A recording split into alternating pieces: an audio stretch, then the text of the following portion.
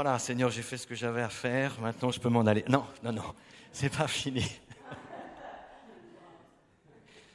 Dans l'évangile de Luc, on va lire ensemble quelques versets de cette belle histoire que vous connaissez certainement tous et toutes. Évangile de Luc, chapitre 25. Le thème ce matin, ce sera la passion, la compassion et ensuite l'action. La passion, la compassion, l'action. Les trois sont étroitement liés et l'un sans l'autre, ça ne fonctionne pas pleinement. Nous lisons dans l'évangile de Luc, vous connaissez ce passage-là, cette histoire que Jésus raconte, évangile de Luc, chapitre 10, et on va lire au verset 25.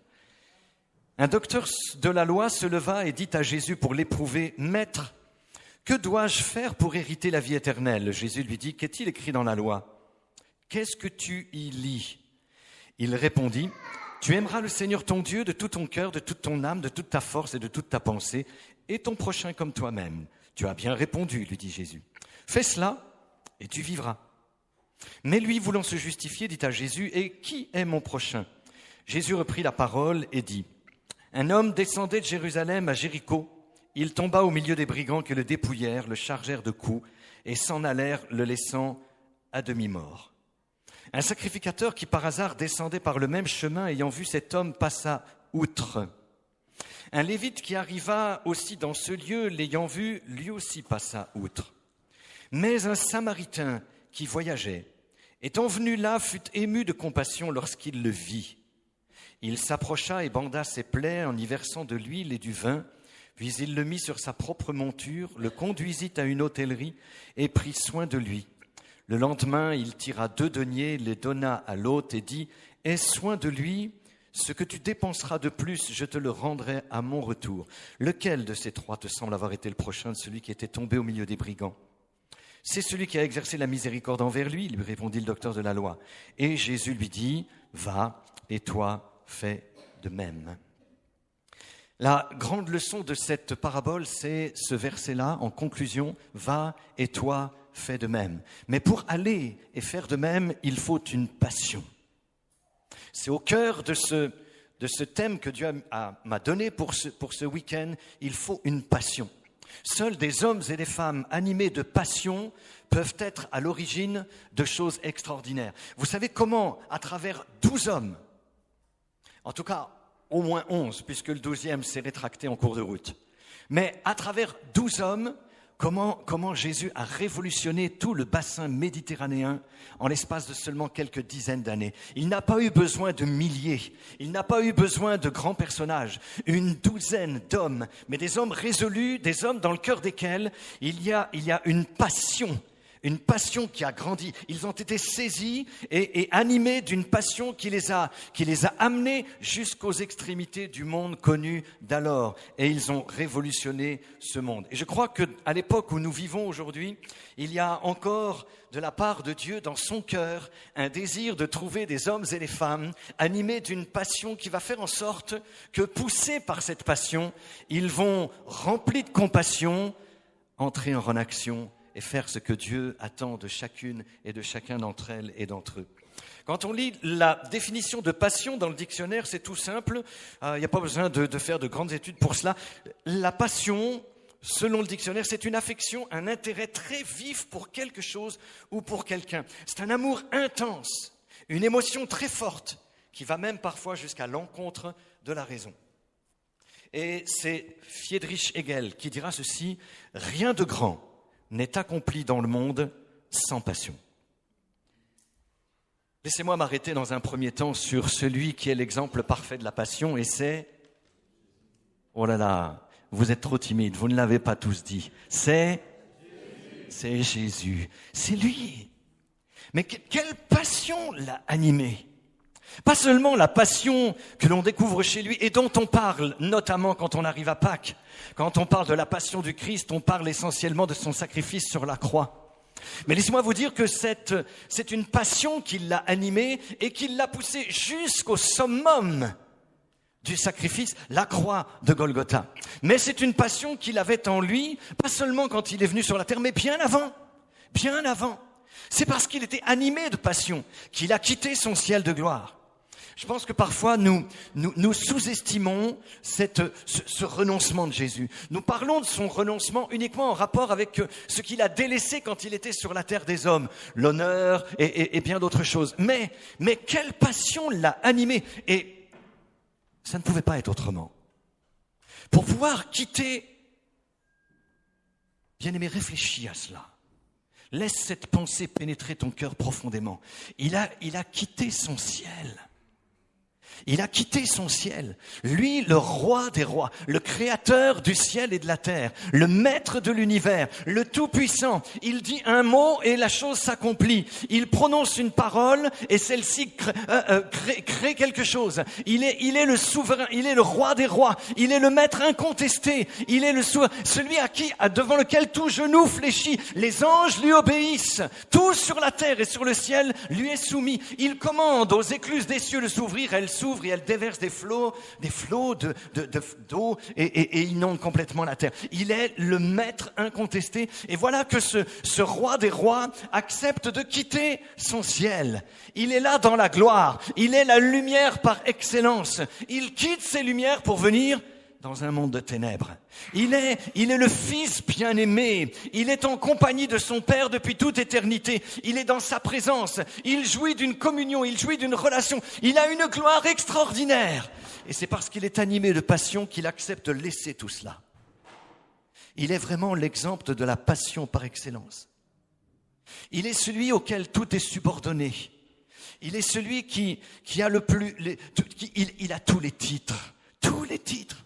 Tous les titres que vous pouvez imaginer dans tous les domaines, que ce soit dans la politique, que ce soit dans le sport, il est l'athlète par excellence, il est le roi par excellence, il est l'administrateur par excellence, il est l'enseignant par excellence, il est excellent dans tout parce qu'il est l'excellent.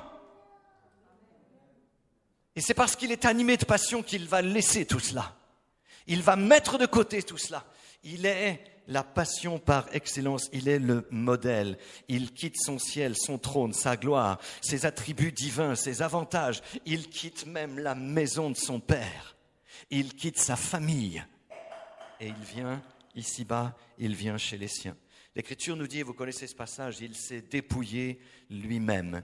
J'aime ce passage d'Hébreux 12, verset 2, où il nous est parlé de Jésus, et il nous est dit en rapport avec ce que je viens de souligner quelque peu ici, en vue de la joie qui lui était réservée, Jésus a souffert la croix, il a méprisé la honte. Il a accepté d'être le plus petit des petits. Il a accepté d'être le plus infâme des infâmes. Il a accepté, lui, le roi des rois, d'être méprisé. Il a accepté qu'on lui crache dessus sans réagir.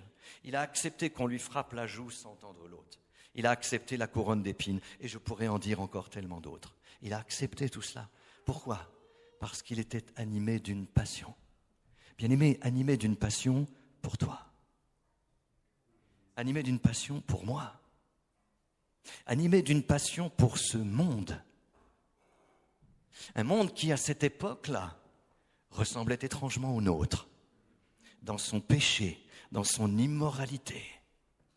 Aujourd'hui, tant de chrétiens sont bouleversés au fond d'eux-mêmes et ont tendance à regarder ce monde avec un mépris, en disant « mais ce monde, il est immoral, il est impur, il est sale ». Et on a parfois tendance à se replier en arrière et dire « ah, je ne veux pas qu'il s'approche de moi ». C'est dans ce monde que Jésus est venu.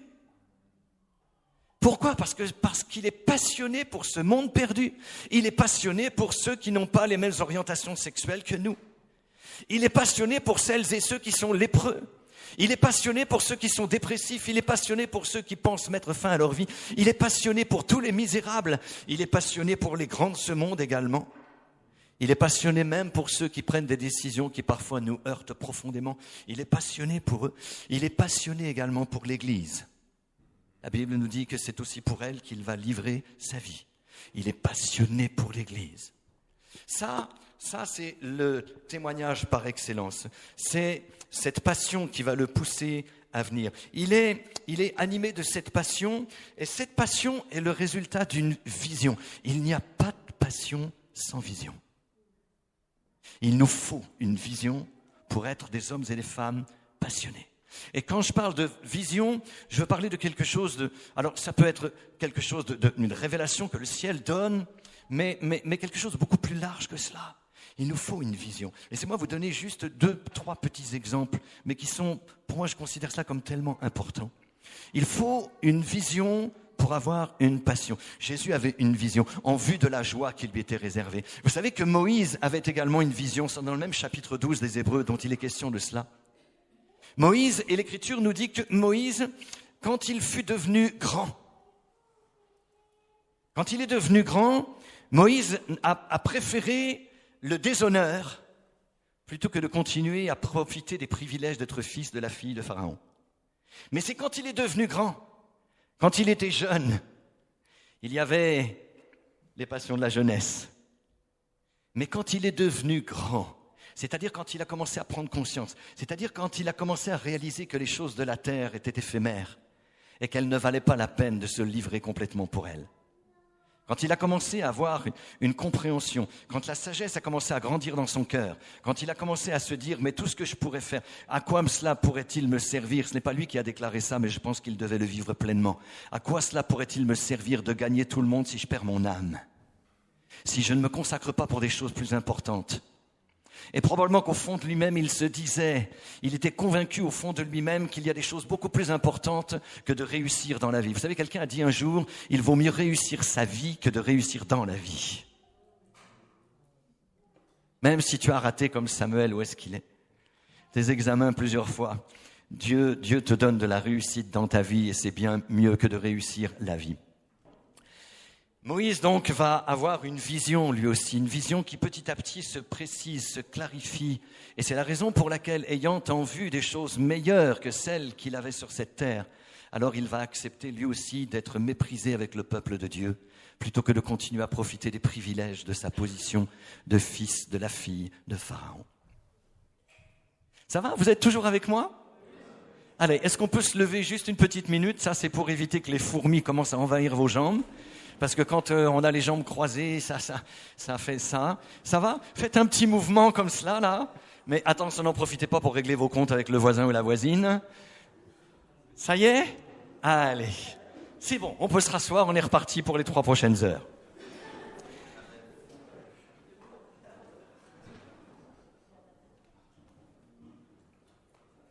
Jésus, sa passion, le poussait à passer des heures dans la prière. Mais cette même passion le poussait à traverser tout un lac pour aller voir une seule personne. La passion n'a pas de limite. La passion n'est pas réservée pour les foules. La passion nous pousse. Parce qu'il était animé de passion. Quelqu'un qui est passionné, c'est quelqu'un qui est capable de parler sur un sujet pendant des heures, des heures et des heures et des heures. Vous avez remarqué, des fois, les gens nous interpellent sur « Oh, mais toi, le chrétien, on dirait que t'as que ça dans la bouche. » Mais quand vous parlez avec eux, ils n'ont que leur passion dans la bouche. Si c'est un tennisman, vous pouvez être certain qu'il va vous parler de ce qui se passe en ce moment en Australie. Si c'est un basketteur, vous pouvez être certain qu'il va... Si c'est un chasseur, il va vous parler de tous les trophées qu'il a accumulés pendant la saison de chasse. Si c'est un politicien, alors n'en parlons pas, parce que là, on n'en sort plus. Mais chacun est animé d'une passion, en tout cas beaucoup de gens ont des passions, et ces passions-là les amènent, vous les écouterez. Quand quelqu'un, encore une fois, quelqu'un qui est passionné, c'est quelqu'un qui est capable de parler des heures. Regardez Paul, à un moment donné, il est dans une petite maison, il y a un groupe de maisons qui se rassemble, enfin avec pas mal de monde, et puis il parle, il est tellement passionné qu'il parle de ce qui est l'objet de sa passion. Il en parle pendant des heures au point qu'à un moment donné, il y a Eutychus qui s'endort et qui tombe par le bord de la fenêtre. Tout ça parce qu'il y a un homme passionné. Bien aimé, je sais que Dieu voudrait qu'il y en ait beaucoup plus qui soient passionnés à Strasbourg, passionnés pour lui. Il faut une vision pour une passion. Dans l'évangile de Luc, au chapitre 7, il y a un passage, je ne vais pas le lire, vous le lirez chez vous. C'est simplement la parabole des deux débiteurs. Un créancier avait 2 débiteurs et il leur demande des comptes. Et l'Écriture nous dit que tous les 2 n'avaient pas de quoi payer la dette qui était la leur. Et puis, il y en a un qui devait une somme dérisoire Et puis il y en avait un second qui lui devait une somme extrêmement importante. Et le créancier leur remet à tous les deux la dette. Et Jésus pose la question, il dit, mais lequel de ces deux débiteurs va aimer le plus son créancier? Et la réponse est toute simple. Lequel des deux va aimer le plus? Celui à qui on a le plus remis. Et j'aime la conclusion de Jésus au verset 47 de Luc 7. Il dira, celui à qui on pardonne peu aime peu. Pourquoi je prends ce passage-là? Parce que je crois que dans le domaine de la vision, il y a aujourd'hui dans nos églises, alors peut-être pas à Strasbourg, vous avez un pasteur qui est extraordinaire, qui prêche la parole de Dieu avec autorité et qui amène les hommes et les femmes au pied de la croix. Mais je crois que dans nos églises, il y a tellement de croyantes et de croyants qui sont là, qui n'ont jamais été convaincus de péché, qui sont de braves hommes, de braves femmes, quelle qu'ait été leur vie d'hier. Ils n'ont jamais eu une profonde conviction de péché. C'est-à-dire, en d'autres mots, ils n'ont jamais eu la révélation, ils n'ont jamais eu la vision de leur dette devant Dieu. Est-ce que tu as déjà eu, bien-aimé, laisse-moi te poser la question franchement ce matin à laquelle tu ne réponds que dans ton cœur. Est-ce que tu as déjà perçu, est-ce que tu as déjà eu la vision de la dette qui était la tienne devant Dieu pour laquelle Christ a payé? Ou est-ce que tu as le sentiment que, un petit peu comme le pharisien qui était là avec le publicain dans le temple et qui dit « Oh Dieu, je te loue de ce que moi je suis une créature extraordinaire. Je n'ai jamais volé, je n'ai jamais tué. » Et peut-être que tu es dans ce cas-là. Peut-être que tu n'as jamais ni tué ni volé. On a besoin d'une révélation de Dieu quant à l'état de péché, à la gravité du péché. C'est pas une question de quantité. Mais comme le dit Jésus ici dans ce passage, celui à qui on pardonne peu, il aime peu. Et quand on a conscience du poids de nos péchés, parce que l'Esprit de Dieu nous l'a révélé, et qu'on réalise, mais d'où il nous a pris, d'où il nous a tirés, quand on réalise le poids de nos péchés, son horreur, et qu'on se dit, mais c'est pas possible, et tu m'aimes. Celui à qui on pardonne peu aime peu, mais celui à qui on pardonne beaucoup, il aime beaucoup. Et je crois qu'une des premières visions qui est nécessaire pour avoir une passion, et une passion au tout premier lieu pour Jésus, c'est avoir une conscience et une vision de notre état de pécheur, de notre état de péché. Ça, c'est l'Esprit de Dieu, bien sûr, qui peut le faire, et je crois que c'est son désir ardent de pouvoir le transmettre. Une vision pour avoir une passion. Il faut absolument avoir cette vision-là. Et puis, je ne reviens pas sur ce que j'ai souligné avant, mais la vision aussi de Moïse, la vision de ce qui s'en vient, la vision de ce monde qui périt, il faut que Dieu nous la donne. Combien d'hommes et de femmes se sont consacrés pour le service de Dieu, ont payé parfois des prix extrêmement lourds. Je pense à ce jeune Jim Elliot, dont vous avez peut-être entendu parler, bien que ça remonte au siècle dernier.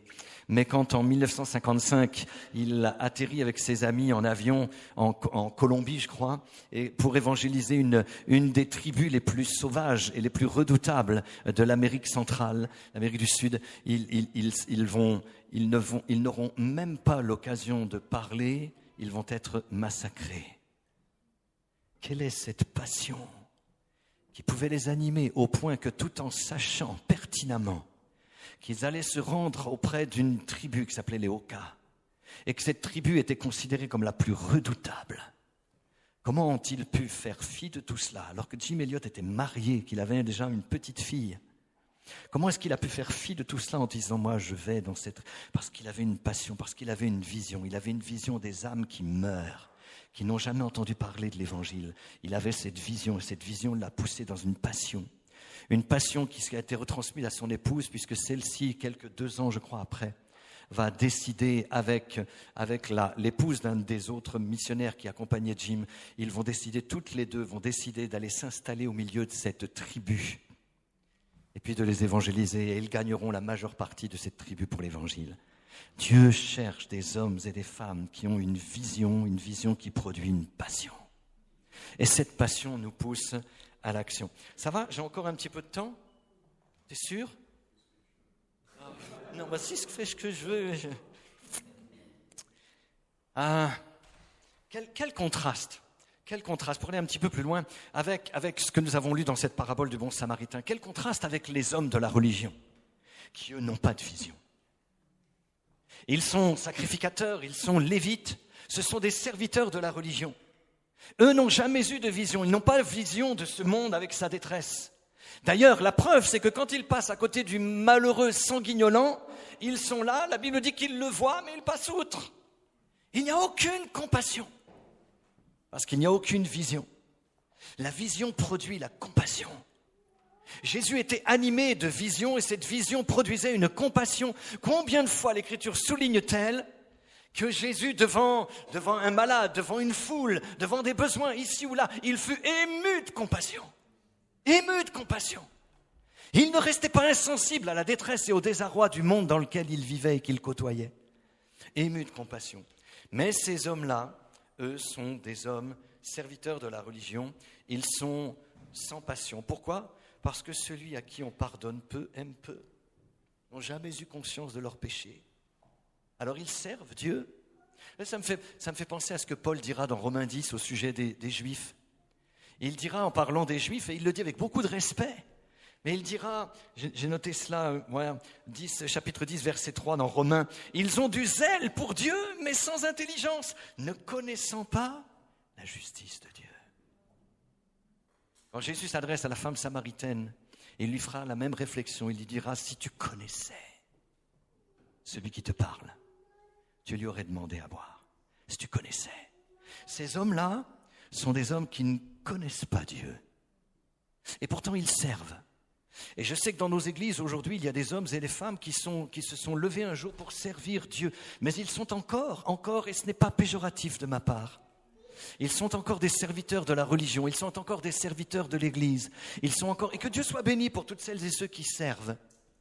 Mais Dieu aimerait tellement que nous puissions passer d'un simple service que nous voulons rendre à l'homme de Dieu, à l'Église ou à une religion, au service de celui que nous connaissons. Et laisse-moi te poser la question, bien-aimé, ce matin. Est-ce que tu connais Jésus ? Je sais que c'est une question qui peut être stupide en apparence, puisque ce matin, nous sommes là dans une réunion de jeûne et prière, et que logiquement, ceux qui jeûnent et prient, dans nos milieux, en tout cas, sont des hommes et des femmes qui ont rencontré Jésus. Mais est-ce que tu le connais ? Est-ce que tu le connais ? Est-ce qu'il y a eu à un moment donné ce contact avec lui ? Est-ce qu'il y a cette relation avec lui ? Je ne veux pas revenir sur ce dont je parlais hier soir. Mais on a besoin, pour que la passion se développe, on a besoin d'être en contact et en communion avec celui qui est l'initiateur de toutes les passions. Est-ce que tu le connais vraiment ? En tout cas, si tu ne le connais pas encore, si aujourd'hui tu es encore au stade de serviteur de la religion, c'est déjà bien, c'est déjà bien. Mais Dieu voudrait t'amener à un niveau beaucoup plus grand. Tu passes maintenant de serviteur de la religion à serviteur de passion animée. Vous savez quel est le contraire de passion ?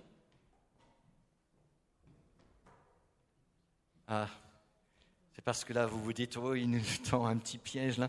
Moi j'ai trouvé que c'est personnel, hein, mais j'ai trouvé que le contraire de passion, c'est tiède. Tiède.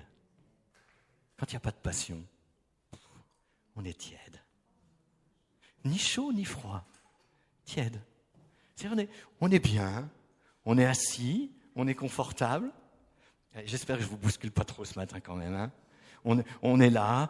Vous avez un bon pasteur, je vais arrêter de le dire, autrement il va finir par le croire. Et on est bien, on est confortable, on a des amis, on a des copains, on est à l'église, il y a une bonne ambiance, on s'aime, on se pardonne, on est capable de tellement de choses, c'est tellement super, il y a de l'enthousiasme, les chants sont dynamiques, il y a tellement de bonnes choses, et on est là, on est confortable, hein, c'est bien, c'est super.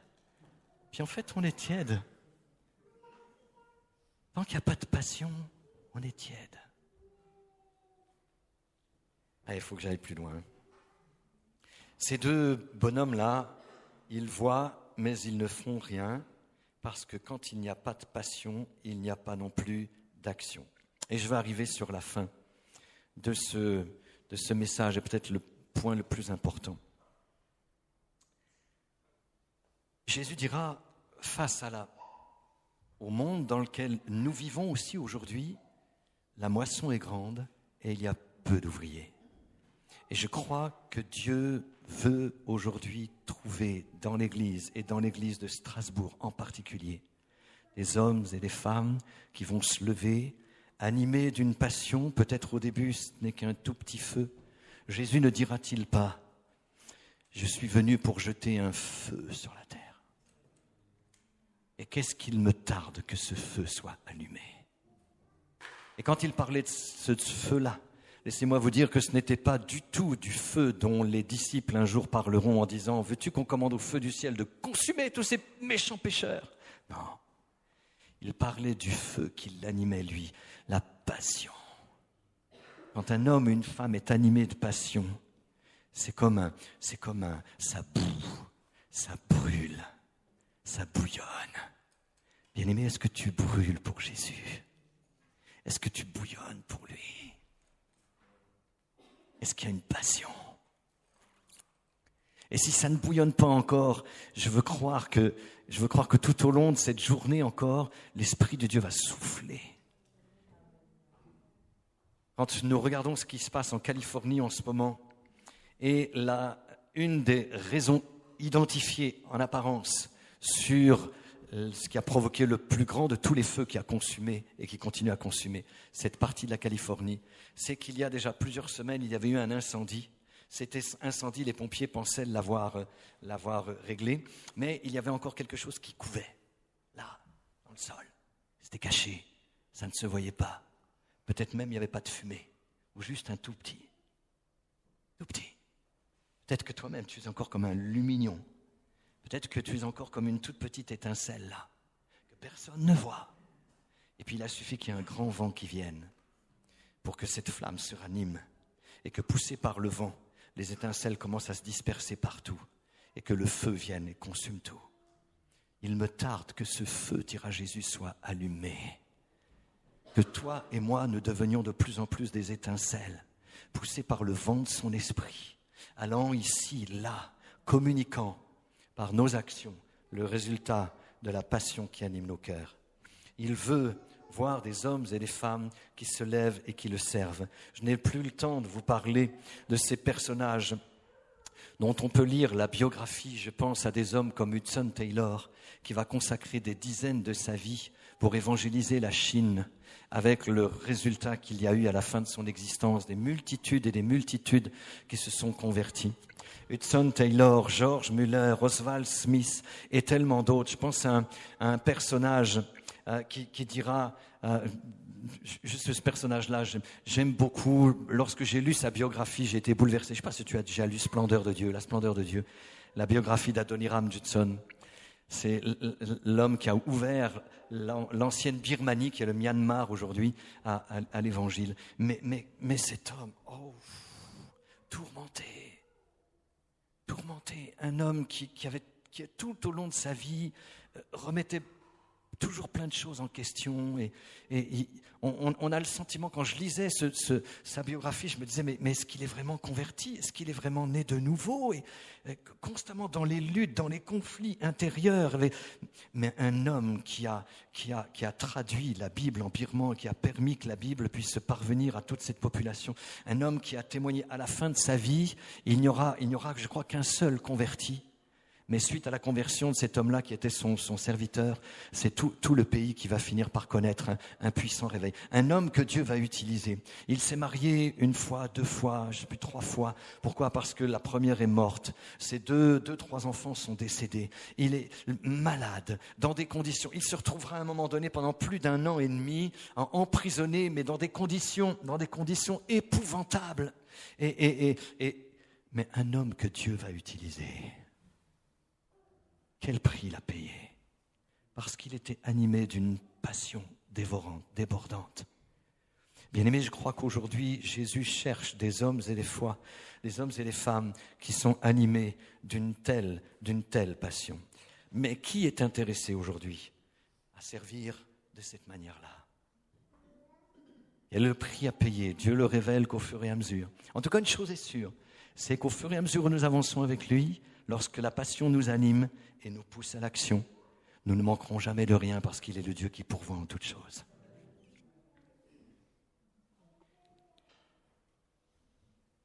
C'est un personnage qui s'appelle Scott McCarthy qui dira ceci: on ne pleure plus les perdus. Leur destin ne cause aucun souci. Ils ne nous intéressent plus du tout, sauf s'il s'agit d'un membre de notre famille. Et un autre personnage dira encore, Charles Inwood: les gémissements des milliers d'âmes sur la terre me parviennent aux oreilles et me brisent le cœur. Et John Wesley qui dira: souvenez-vous que votre plus grand devoir, c'est le salut des âmes. Il faut vous y donner tout entier. Bien-aimés, je veux terminer là et peut-être simplement prendre un temps de prière ce matin pour que vous et moi, nous puissions mettre nos vies sur l'autel de Dieu. Et si nos vies sont déjà sur cet autel, nous voulons lui permettre de faire descendre ce feu qui ne vient pas nous consumer, et ce feu qui vient nous animer de passion, de passion. Est-ce qu'on peut fermer nos yeux simplement quelques instants et là nous tenir dans sa présence? Nous voulons nous tenir devant toi, Seigneur, parce que tu es ce Seigneur tellement excellent, tellement merveilleux. Celui qui a démontré et qui démontre encore aujourd'hui par ton esprit, par ta puissance, toute ta passion. Ta passion t'a poussé jusqu'à venir ici, à te livrer pour moi, pour nous. Seigneur, nous sommes là devant toi ce matin. Je ne sais pas ce qui se passe dans le cœur de mes bien-aimés qui sont là. Je veux croire que plusieurs sont déjà animés de cette passion qui les a déjà poussés à l'action, à aller vers ceux qui ont besoin. Mais je veux croire qu'il y a encore, Seigneur, des niveaux de compassion à atteindre. Ta parole nous dit que l'amour de Dieu est déversé dans nos cœurs par ton esprit. Quand nous commençons à faire les premiers pas, à nous intéresser au monde qui meurt, tu commences alors à déverser ton amour dans nos cœurs. Tu te commences à déverser, Seigneur, cette compassion. Je veux te prier ce matin, il y a peut-être des cœurs qui sont tièdes. Seigneur, ce n'est pas un reproche, c'est un constat. Un cœur tiède est un cœur qui peut être embrasé. Seigneur, merci de mettre ta main ce matin. S'il y a un bien-aimé qui est là et qui considère qu'effectivement, en ce moment, c'est le calme plat dans sa vie, il n'y a pas d'émotion, il n'y a pas de passion qui brûle, je voudrais te prier déjà, là, dans un premier temps. Viens animer ce frère, cette sœur, d'une nouvelle passion. D'une nouvelle passion. Et pendant qu'on reste là, dans la prière, je voudrais simplement demander dans un premier temps, est-ce qu'il y a quelqu'un ce matin? Est-ce que tu es là et tu sais qu'au plus profond de toi, il y a une aspiration à plus de passion? Il y a peut-être ce sentiment de tiédeur, la vie est tranquille. Et tu voudrais vraiment t'approcher de lui et lui dire: Seigneur, je veux que tu m'animes de passion pour toi. Je voudrais simplement te demander, bien-aimé, est-ce que si tu es dans ce besoin-là, je voudrais te demander simplement de te lever et de venir sur le devant. Thibaut, si tu veux prier pour ceux et celles, et peut-être aussi il y a d'autres qui veulent prier aussi. Bien-aimé, si tu es dans cette situation-là, approche-toi ce matin. Approche-toi de lui. On est vraiment dans un temps de la présence de Dieu. La présence de Dieu. Et ce que Dieu cherche, ce sont des hommes et des femmes dans le cœur desquels il va faire naître ou renaître.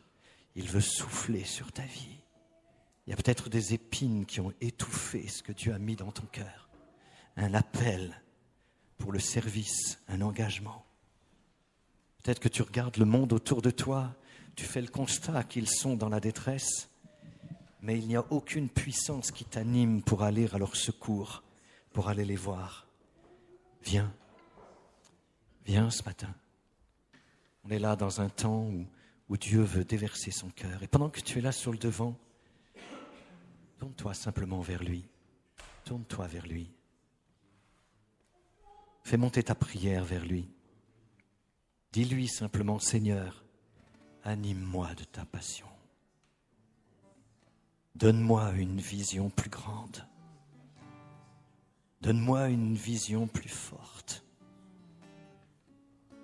Aide-moi ce matin à réaliser, Seigneur, tout le passé qui a été le mien et combien j'étais loin de toi. Que mon péché était si grand, même si aux yeux des hommes il paraissait si petit, mais si grand à tes yeux que tu as dû payer un prix tellement extraordinaire. Donne-moi la vision. Je veux te prier ce matin, Seigneur, pour celles et ceux qui, en ce moment, ont besoin d'une plus grande révélation de leur perdition, de ce qui était leur perdition hier. Pour qu'au vu de leur péché, ils puissent avoir une passion de plus en plus forte pour celui qui les a tellement aimés, malgré leur péché. Seigneur, renouvelle. Seigneur, restaure.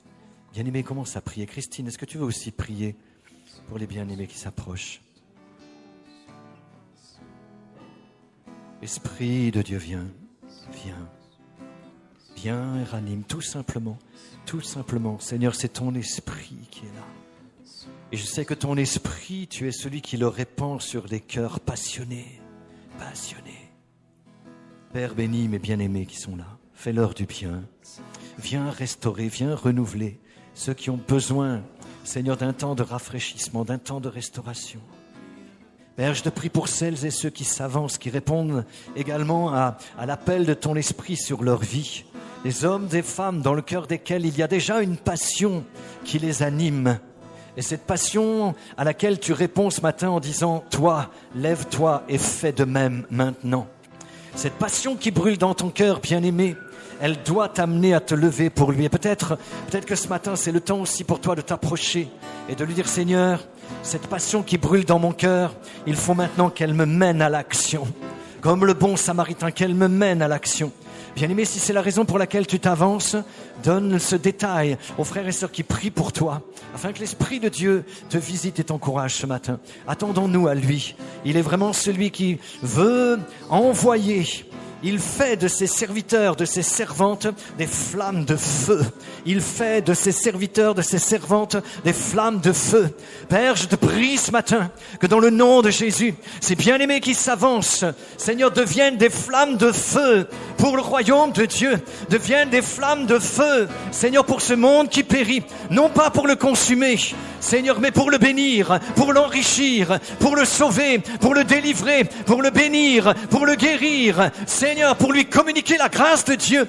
Je prie maintenant que dans le nom de Jésus, le feu de ton esprit vienne, Seigneur, et qu'il ranime, qu'il anime, qu'il renouvelle, qu'il restaure, qu'il souffle. Seigneur, esprit de gloire maintenant, souffle dans les vies, souffle dans les cœurs, souffle dans les vies, souffle dans les familles, souffle dans l'esprit, souffle dans les cœurs. Répands une nouvelle passion, répands une compassion, déverse-la dans les cœurs. Seigneur, fais de tes serviteurs et de tes servantes des flammes de feu, des flammes de feu. Père, merci parce que tu le fais maintenant au nom de Jésus. Tu le fais maintenant. Bien-aimé, tourne-toi vers lui et dis-lui, Seigneur, fais de moi maintenant une flamme de feu. Fais de moi une flamme de feu. Déverse dans mon cœur ton amour ce matin. Déverse ton amour dans mon cœur. Au nom de Jésus. Au nom de Jésus. Au nom de Jésus. Il le fait. Il le fait. Attends-toi à lui. Attends-toi à lui. Attends-toi à lui ce matin. Si on a prié pour toi, tu peux simplement aller te rasseoir à ta place, continuer à mettre ta vie sur l'autel. Si tu es là sur ton siège et que tu dis qu'est-ce que je dois faire, est-ce que je dois me lever, est-ce que je suis concerné? Vous savez, des fois dans le doute, il vaut mieux aller trop loin que ne pas assez. Si tu n'es pas tout à fait sûr que cela corresponde à ton besoin ce matin, il vaut mieux se lever et lui dire, Seigneur, tu connais mon cœur, j'ai besoin que tu viennes ranimer. Que tu viennes ranimer. Au nom de Jésus. Au nom de Jésus. Tu as l'Esprit de gloire.